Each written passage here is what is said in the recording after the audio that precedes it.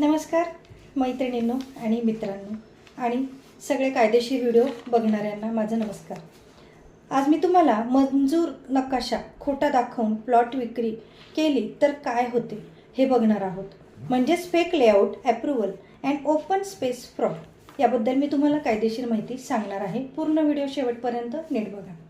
तुम्हाला कोणी प्लॉट विकताना म्हणालं की हा प्लॉट पूर्ण मंजूर नकाशात आहे आणि नंतर कळलं की तो नकाशाच खोटा आहे तर काय कराल? अशी फसवणूक आजकाल खूप लोकांबरोबर होत आहे। कारण बऱ्याच लोकांना नकाशा, सातबारा, 8 अवतारा किंवा बाकीच्या काहीच गोष्टी जागेच्या कागदपत्रांबद्दल माहिती नसतं आणि त्यामुळे लोकांची फसवणूक ही मोठ्या प्रमाणावर होत असते।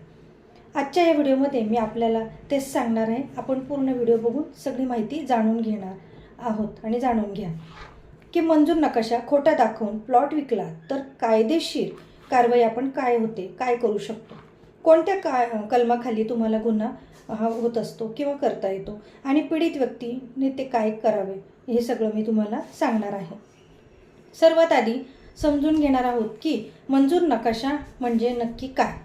कोणतीही जमीन किंवा प्लॉट लेआउट विकसित करताना त्या प्लॉटचा लेआउट प्लॅन किंवा नकाशा महानगरपालिका किंवा नगर परिषद किंवा ग्रामपंचायत किंवा टाउन प्लॅनिंग ऑफिसकडून मंजूर करून घ्यावा लागतो।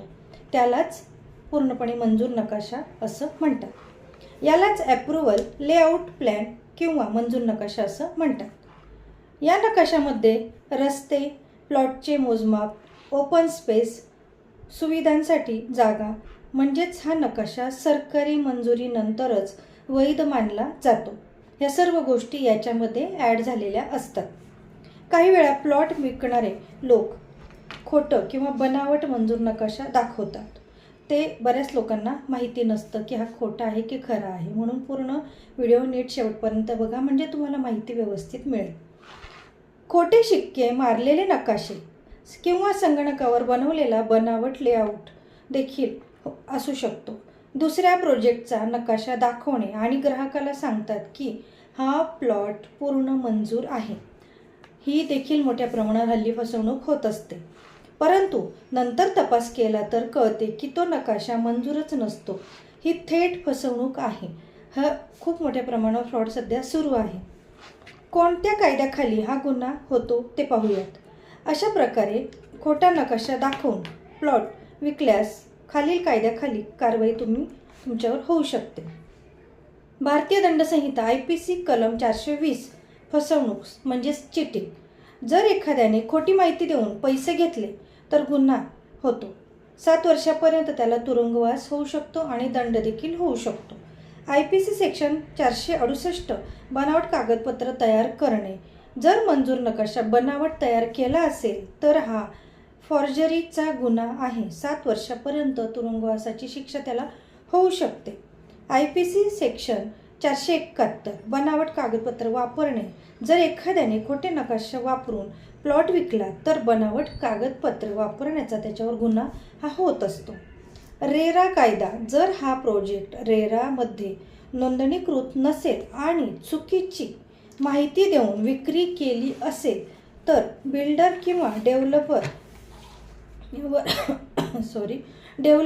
अंतर्गत कारवाई ही होऊ शकते।